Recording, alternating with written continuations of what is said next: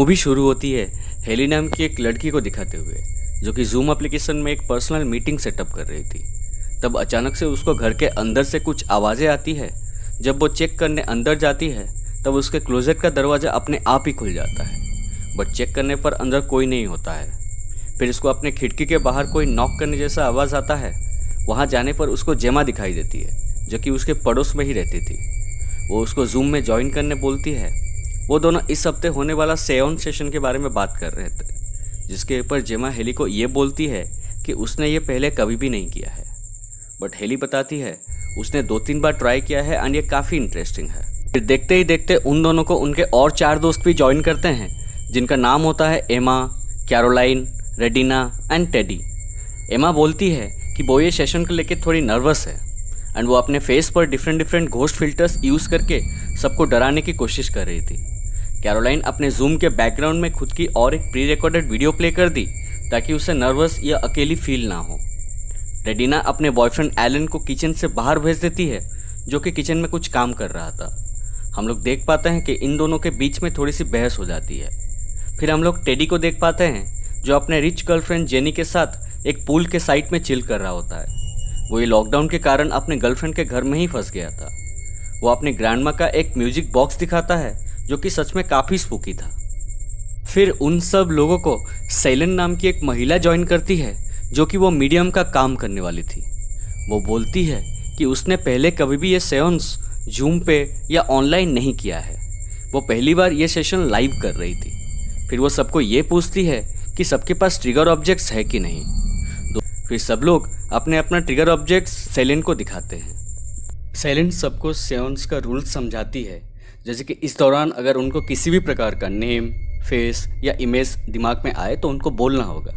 Spirits physically भी contact कर सकते हैं, लाइक दरवाज़ा पे नॉक होना, कैंडल लाइट्स का फ्लिकर होना या बॉडी में किसी भी प्रकार का टच का महसूस होना इत्यादि।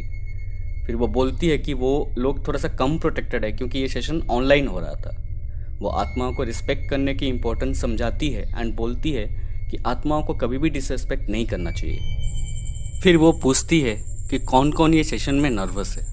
एमा एंड कैरोलाइन अपना अपना हाथ ऊपर करते हैं। वो उन सब लोगों को एक रास्ता बताती है कि उन सब लोगों को इमेजिन करना होगा कि वो सब लोग एक सर्कल में बैठे हुए हैं और अपने अपने कमर में एक रस्सी बंधा हुआ है, जो कि रूम से बाहर जाती है। ये उन लोगों को हमारे दुनिया से जोड़ के रखेगी। जब ये सेशन एंड होगा तब उनको फिर से इमेजिन करके वो रस्सी को एक चाकू की मदद से काटना पड़ेगा, तब ये लोग हमारे दुनिया में वापस आ जाएंगे।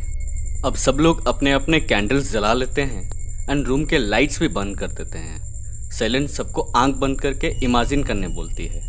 तभी टेडी की गर्लफ्रेंड आके उसको डिस्टर्ब करती है एंड उसको अपने साथ में ले जाती है, जिसके तहत सबका कंसंट्रेशन बिगड़ जाता है।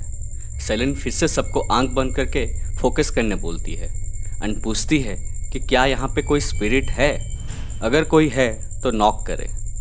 तभी अचानक से ही 2 बार दरवाज़ा नॉक होने का आवाज़ सुनाई देता है। सब लोग घबरा के देखने लगते हैं कि ये आवाज़ कहाँ से आ रहा है। तब सैलेंट सबसे माफ़ी मांगती है एंड बोलती है कि ये उसका डिलीवरी बॉय है, जो कि सेशन से पहले आने वाला था एंड वो डिलीवरी रिसीव करने चली जाती है।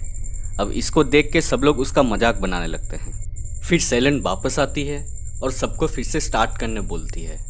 तभी जेमा जोर से चिल्ला के अपने चेयर से उठ जाती है एंड बोलती है कि कोई उसके गले को जोर से दबा रहा है। सब लोग डर के मारे देखते रहते हैं। फिर सैलेंट जेमा को पूछती है कि क्या उसके दिमाग में किसी का नाम आ रहा है। जेमा रोते हुए बोलती है कि जैक। सैलेंट पूछती है कि क्या वो उससे जानती है। जेमा बोलती है कि वो उसके स्कूल का एक दोस्त था। वो बहुत ही स्वीट था एंड उसने जेमा की काफ़ी मदद भी की थी, बट कुछ दिन बाद जैक ने सुसाइड कर लिया था।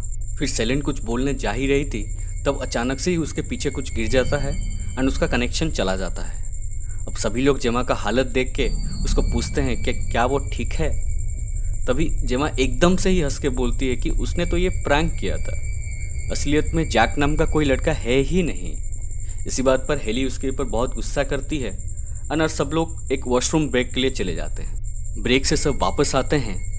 जेमा अभी भी बहुत कैजुअल थी और मजाक कर रही थी। तब हेली गुस्सा होकर उसके ऊपर चिल्लाने लगती है। तब अचानक से ही हेली अपने चेयर के साथ कुछ दूर पीछे खींची हुई चली जाती है। सब लोग पूरा शॉक्ड होकर देखने लगते हैं and this time this was real. इस बात पर हेली बहुत ही एक्साइटेड हो जाती है एंड सेशन को कंटिन्यू रखती है एंड पूछती है कि क्या यहाँ पे कोई स्पिरिट है। तब अचानक से ही बहुत ज़ोर से एक नॉक होने का आवाज़ आता है। हेली उस आवाज़ को चेक करने के लिए लैपटॉप उठा के अपने घर के अंदर जाती है।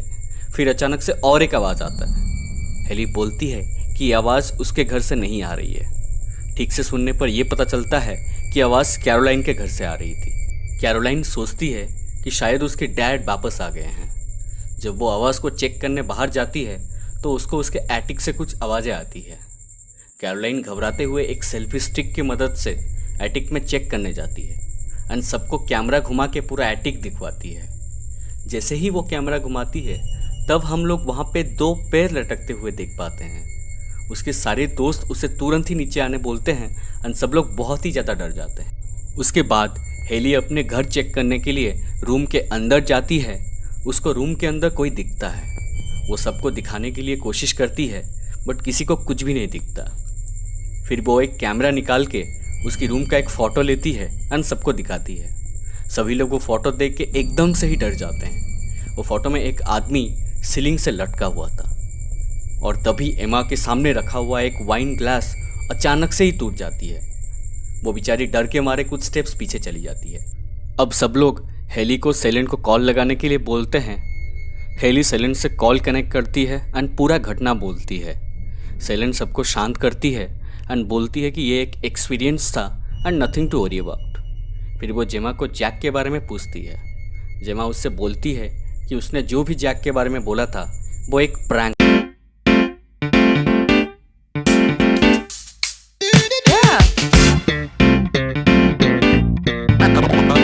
Yeah.